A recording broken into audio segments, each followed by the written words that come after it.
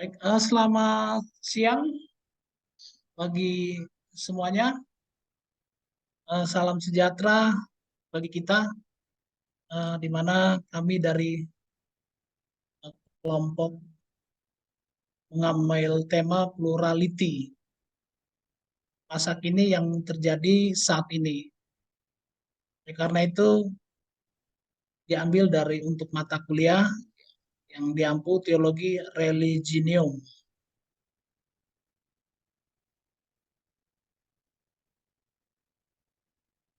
Dosen pengampunya adalah Dr. John Virgil Martin Mila MTH.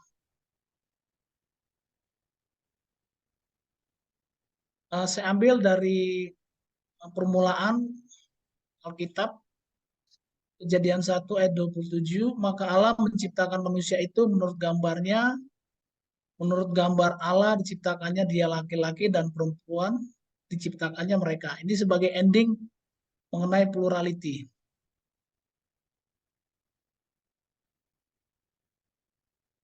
Tugas kelompok.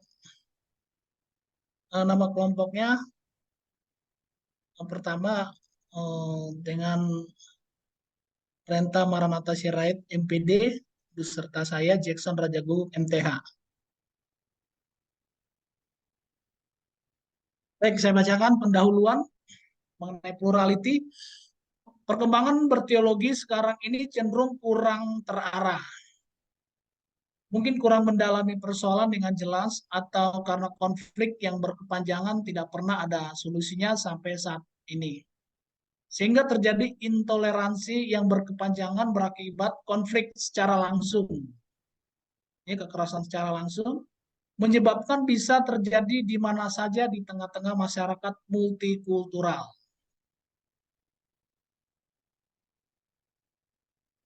Lalu dari pendahuluan, sikap individualisme pemimpin atau komunitas tertentu membiarkan terhadap zaman postmodern saat ini. Sehingga perkembangan teologi mengalami stagnasi dan hasilnya tidak ada komitmen terhadap kemajuan zaman, apalagi untuk generasi sekarang. Padahal terjadi demografi penduduk yang sangat pesat. Ruang lingkupnya, akademisi, para teologi mengalami perdebatan mengenai doktrin. Ya, seperti contoh yang saat ini terjadi, Dwi Tunggal ataupun Tritunggal, lalu baptis selam atau percik, yang saat ini menjadi fenomena yang berkembang.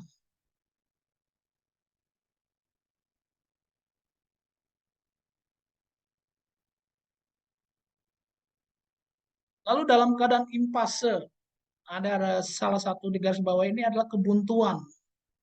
Semacam itu diperlukan pemikiran terobosan yang bisa diadakan dialog sebagai kemungkinan pengganti sebuah alternatif guna mengawali komitmen berteologi yang telah terjadi sebelumnya dan bisa juga pengalaman nyata.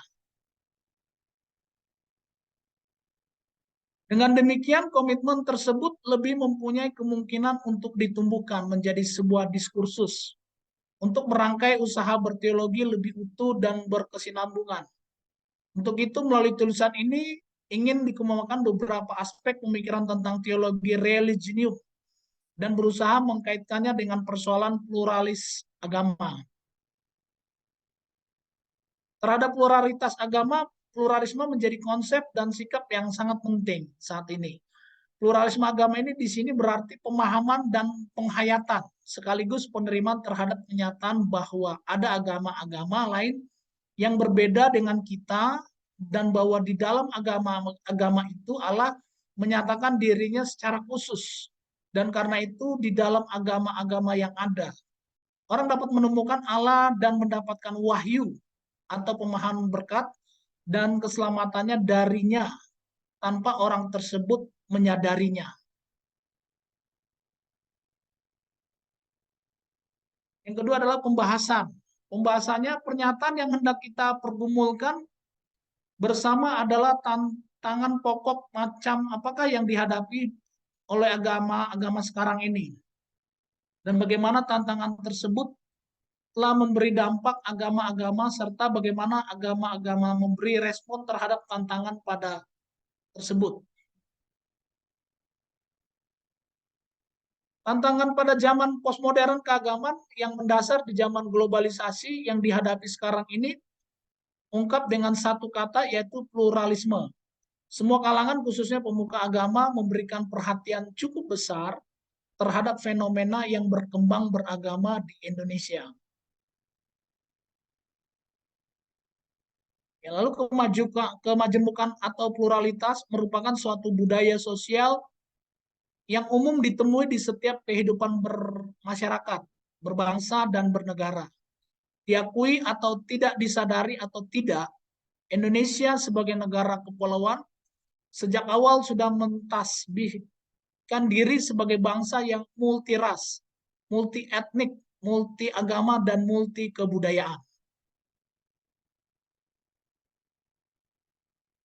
Pembahasannya kemajemukan dan pluralitas masyarakat Indonesia dapat dilihat secara horizontal maupun vertikal. Secara horizontal, masyarakat Indonesia dapat dikelompokkan menurut agama, ras, etnis, budaya, dan lokalitas. Secara vertikal, masyarakat Indonesia dapat dibedakan menjadi golongan atas, golongan menengah, dan golongan bawah. Plurality, kata plural berasal dari bahasa Inggris yang artinya jamak. Ketika kata ini ditambah akhirnya menjadi pluralitas, ini berarti kemajemukan. Lalu plurality juga sebenarnya berbeda dengan pengertian heterogen. Majemuk atau plural itu merupakan lawan dari kata singular atau tunggal. Masyarakat plural itu bukan masyarakat yang tunggal. Masyarakat tunggal merupakan masyarakat yang mendukung satu sistem kebudayaan yang sama, sedangkan pada masyarakat plural di dalamnya terdapat lebih dari satu kelompok baik etnik maupun sosial yang menganut sistem kebudayaan atau subkultur, berbeda satu dengan yang lain. Pluralisme adalah sikap dan keyakinan bahwa perbedaan dalam pandangan, agama, kepercayaan, etnisitas, budaya, dan latar belakang sosial adalah sesuatu yang bernilai dan penting dalam masyarakat.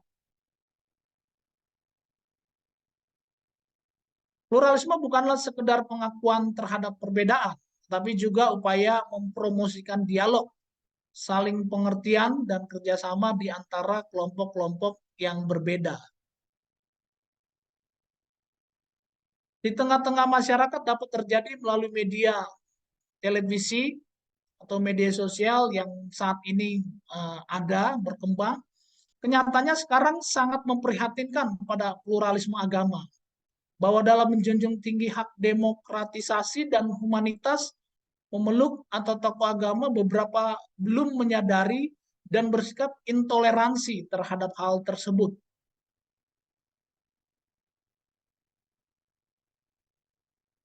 Masih adanya sikap eksklusif dalam kelompok beragama, arogansi etnis, klaim kebenaran, friski-friski politik yang dibenarkan lewat pola manipulasi doktrin agama, dendam, dan keserakahan kekuasaan. Secara praktis, umat beragama belum sepenuhnya paham tentang pluralisme agama. Dengan demikian, sikap eksklusivisme beragama justru muncul ke permukaan. Ajaran yang benar adalah ajaran agama yang dipeluknya, dituduh sesat agama-agama yang lainnya. Sehingga pemeluknya wajib ditobatkan atau dikikis, ya, atau dinasehati. Karena dalam pandangan Tuhan terkutuk baik agama maupun pemeluknya. Oke, terima kasih Pak Jackson untuk pembahasan kita tentang plurality, dan saya Renta, mahasiswa pasca sarjana Doktor Teologi, dan bersama Bapak Jackson Raja Guguk MTH, kami satu kelompok membahas tentang plurality, dan saya akan melanjutkan pembahasannya ya Pak Jackson ya. Jadi secara praktis umat beragama ini tadi udah kita sampaikan bahwa berawal dari mulai dari sinilah akar konflik itu tersebut terjadi. Jadi pola hubungan sosial lintas agama yang sangat eksklusif itu dapat menyebabkan keberlanjutan konflik, dan realitas juga bagian dari keberlanjutan konflik tersebut.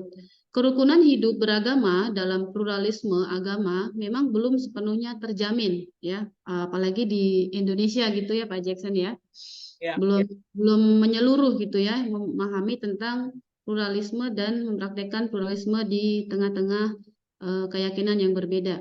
Jadi memberikan kesimpulan bahwa banyak agama yang memperlihatkan kecenderungan terselubung untuk menyatakan diri sebagai agama yang benar gitu.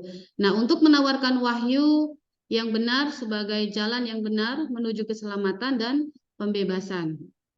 Jadi konsep pluralisme ini adalah konsep pluralisme salah satunya diterapkan di Indonesia ya. Apalagi kita umat Kristiani juga sangat menerapkan yang namanya konsep pluralisme gitu. Jadi Indonesia itu adalah merupakan negara yang memiliki berbagai etnis dan ras. Nah, oleh sebab itu, pluralisme ini diterapkan agar masyarakat saling menghargai satu dengan yang lain, menghargai satu sama lain, dan untuk meminimalisir terjadinya konflik di dalam masyarakat. Makanya konsep pluralisme ini sangat penting sekali diterapkan di bangsa kita di Indonesia gitu. Nah, pluralisme memerlukan kemampuan untuk menerima perbedaan.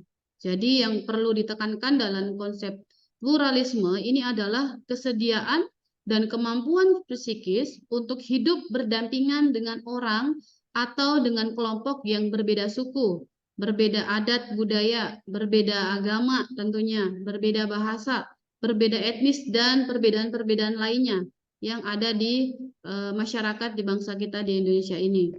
Jadi kesimpulan dalam pembahasan kita tentang plurality ini adalah mengenai pluralisme di Indonesia ini sangat perlu dikembangkan atau diadakan tiap tahun sebagaimana kita bisa saling menghargai dan menghormati antara pemeluk keyakinan masing-masing supaya bisa terjalin yang namanya kebersamaan yang sangat indah dalam persaudaraan umat beragama dan bermasyarakat tentunya. Dan bukan hanya saja dalam keyakinan, tetapi dalam pluralis dan multikulturalisme secara etnis, ras, dan budaya adat istiadat juga harus kita terapkan dalam kehidupan bermasyarakat di bangsa kita di Indonesia.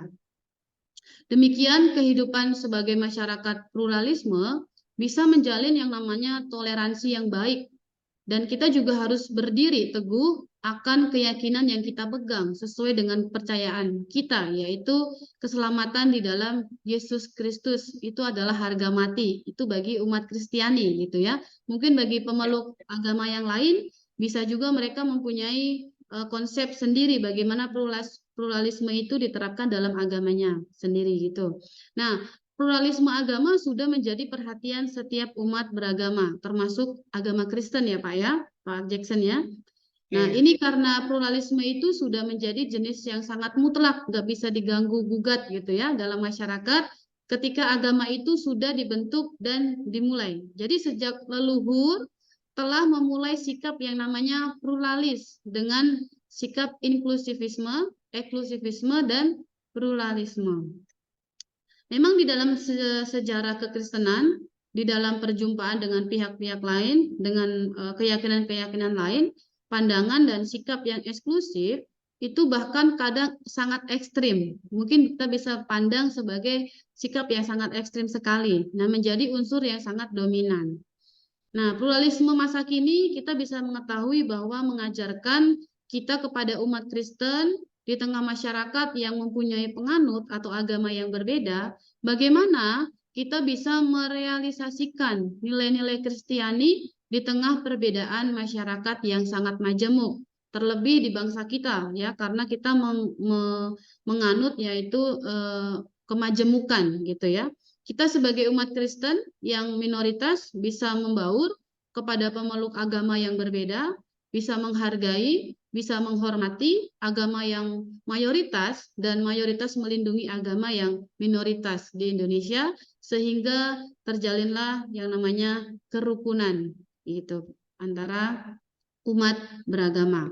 Jadi kesimpulannya adalah sebagai umat Kristen kita tetap harus mempunyai sikap inklusivisme dalam memeluk keyakinan kita yaitu Yesus Kristus sebagai juru selamat satu-satunya di dalam dunia ini. ayat firman Tuhan yang menjadi closing tentang pembahasan kita pada tugas kelompok kita, Pak Jackson dan saya, yaitu tentang Yohanes yang kita ambil dalam Yohanes 13, ayat 34 dan 35, berbunyi, Aku memberikan perintah baru kepada kamu, yaitu supaya kamu saling mengasihi, sama seperti aku telah mengasihi kamu, demikian pula kamu harus saling mengasihi. Dengan demikian, semua orang akan tahu bahwa kamu adalah murid-muridku, yaitu jikalau kamu saling mengasihi. Terima kasih, Tuhan Yesus memberkati. Ya, silakan Pak Jackson, mungkin ada sedikit penambahan, boleh? Silakan Pak Jackson, mengenai Jadi pluralitas Indonesia. fenomena yang berkembang mengenai pluralisme perlu diadakan dialog antar agama sehingga menciptakan satu kerukunan bagi pemeluk seluruh agama untuk lebih aman, tertib dalam melaksanakan ibadah dimanapun berada, baik di dalam tempat ibadah masing-masing. Itu saja yang saya sampaikan. Iya, tentunya kita harus menerapkan firman Tuhan yang mungkin kita percaya ya Pak sebagai umat Kristen, sebagaimana kita harus saling mengasihi dalam perbedaan di bangsa kita. Seperti itu ya Pak Jackson ya. Oke, ya. Ya, karena pluralisme itu bukan artinya kita mengikut agama lain, enggak ya Pak ya. Kita Ya. tetap punya pendirian, kita punya pegangan bahwa ya memang Allah kita adalah Allah, Tuhan Yesus adalah Tuhan kita, Tuhan yang menjadi juru selamat kita di dalam dunia ini, seperti itu. Itu pemahaman tentang pluralisme gitu. Tapi kita tetap berpegang teguh bahwa Tuhan kita adalah Tuhan satu-satunya di dunia ini yang memberikan jalan keselamatan bagi semua orang. Tetapi harus orang yang percaya kepada Yesus. Seperti itu Pak Jackson? Oke, ya, saya setuju pendapat. Iya. Jadi pluralisme perlu diterapkan atau tidak, Pak? Ya perlu. Perlu Perlu ya. dilakukan dialog tiap tahun ya, Iya. demi terciptanya kerukunan beragama, terutama dari Sabang sampai Merauke, ya. Khususnya tempat-tempat yang sering mengalami gejolak konflik ya, di Indonesia itu sangat penting sekali. Betul, Pak. Dan juga tokoh masyarakat yang semualah yang terlibat dalam kegiatan dialog agama ini kan sangat sensitif. Jadi memang harus dilakukan. Oke, Intinya saya rasa itu dari saya. ya, intinya supaya dapat menjalin persaudaraan dengan indah gitu ya, Pak ya. Ya, Antara memeluk agama yang satu dengan yang lain, dengan kepercayaan yang berbeda, seperti itu. Jadi, makanya Indonesia dikatakan sebagai bangsa yang bermajemuk. Itulah makanya kita juga harus terapkan bagaimana kita bisa berpluralisme kepada semua suku, agama, adat, ras, etnis, dan lain sebagainya. Terima kasih Pak Jackson. Terima oke. kasih Pak John Virgin yang sudah memberkati kami dalam materi plurality. Semoga kami dapat menerapkannya dalam kami bermasyarakat di lingkungan kami. Tuhan Yesus memberkati. Tuhan Yesus memberkati. Ya, oke.